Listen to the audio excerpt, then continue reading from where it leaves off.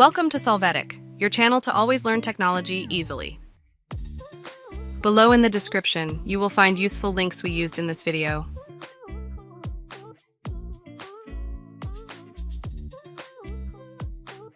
Today in Solvetic, we will see how to apps desktop Windows 11.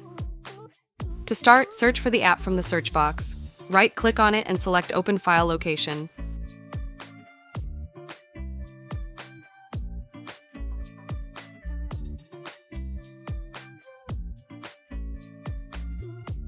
After this, right-click on the shortcut, click on Show More Options, and then on Send to choose Desktop, Create Shortcut.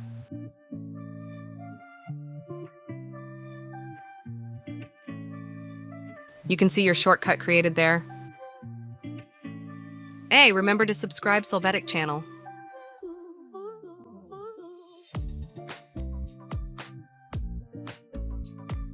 We hope it has been helpful for you.